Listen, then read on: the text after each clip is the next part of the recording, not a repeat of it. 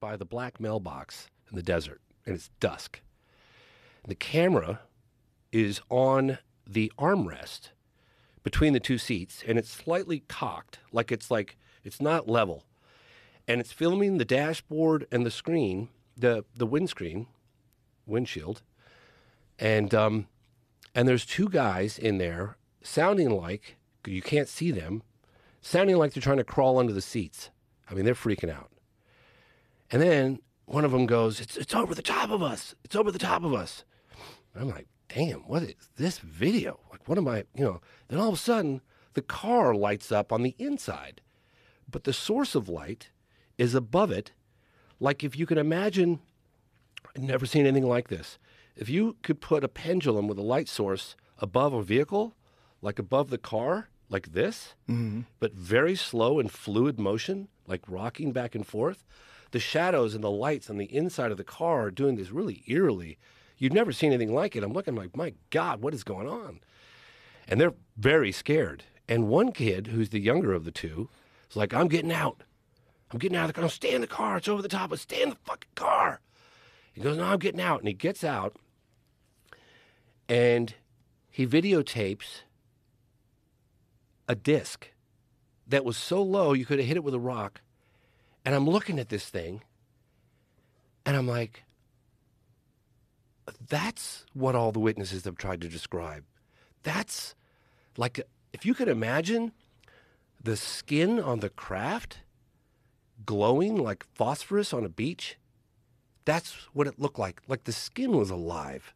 And it had like a yellowy orange color to it. But you could clearly see it was a disc. I mean, it was not an orb. It was a disc. But the metal lit up like it was alive. I'd never seen anything like it. And it just wobbled like it was unstable, like doing this. And the camera guy goes, oh my God. And then something about the batteries, and then boom, it shuts off. I looked over at Chuck Clarke. I said, this is the video everyone's been waiting for.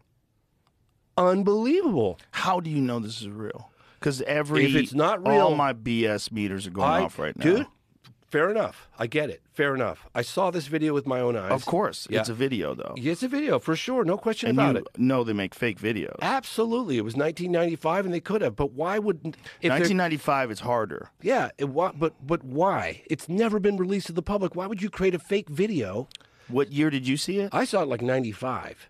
And so it's out there somewhere. No, it's not. It's in Chuck Clarke's got a copy of it. The story continues. No, but I mean, someone has it. Oh, yeah. Oh, absolutely. I mean, in fact, if those two boys that shot it are out there, please come forward. Like, please. How come no one's acquired this? So I said to Chuck, oh, my God, this is great. I can use this in my movie, right? Great. He goes, oh, no, they're terrified. I said, well, look, just put me in touch with the guys. You don't have to, like, give... But wait a minute. They're terrified, but they give it to a guy who lives in a trailer? I'm just telling you. Do you know what I'm saying, though? Absolutely. Hey, I'm really terrified. I don't want this getting out, but I'm going to give it to you. I get it. Guy who lives in a trailer. I get it. What does this guy do for a living? He was a former military guy, and he's retired.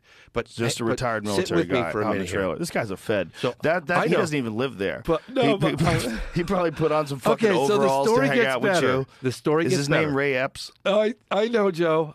Believe me, I get it. But the story gets better. Okay, Sit tight. Okay. Because I went on a couple of podcasts and I said, screw it. I don't care anymore. I saw this video. I'm going to start talking about it. Chuck Clarke said, if you ask me again after like 10 years or 12 years, I'm never talking to you again. So I was like, I of course asked him again. I said, I'll give you $30,000 for the video. And he's not talking to me. So I went on like a Concrete podcast, and I went on this guy, Julian Dorian's podcast, and I went on a bunch of other podcasts, and I gave the whole story. Let's let somebody else pick up the ball and run with it. I'm just telling you what I saw, okay?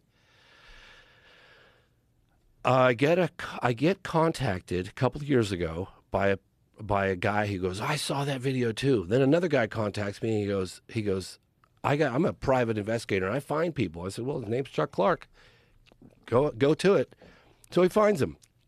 Right at that time, I'm going on the Impulsive podcast with Logan Paul, and I tell Logan Paul the story, and he has exactly the same response you have, and I don't blame you, okay? I'm not here to convince anybody of anything. I'm just telling you what I saw.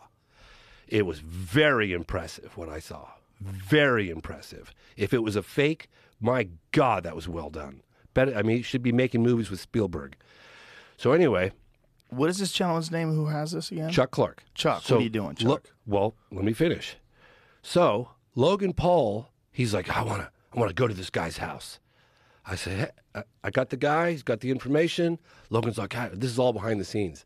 So Logan Paul takes, I put him in touch with this guy, and this guy lives in the middle of nowhere. I mean, it was like Logan Paul takes a Mercedes with a bunch of guys and $100,000 in cash, a big brick. And he goes out to this guy's house in the middle of the desert. And Logan calls me in the middle of nowhere. And he's like, you sure your contact's legit, dude? My phone doesn't work. I'm in the middle of nowhere. I got $100K cash in my pocket, and I can't find this guy. I said, no, I'm sure he's good, you know? And so Logan goes in there and meets Chuck Clarke for it. And the guy says, no way. And so Logan Paul, going to reveal this for the first time, Logan Paul has got a button camera on his dress, on his clothes.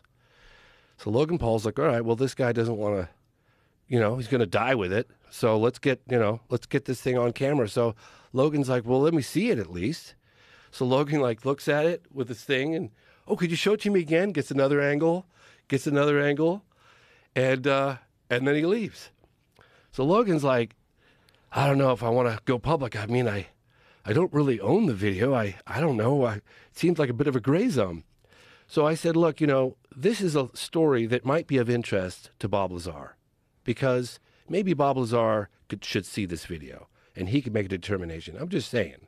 Or maybe George Knapp or Jeremy Corbell might be interested. This is not my domain. I'm not a Bob Lazar big guy. I don't know enough about Bob Lazar. I met Bob Lazar in the early 90s.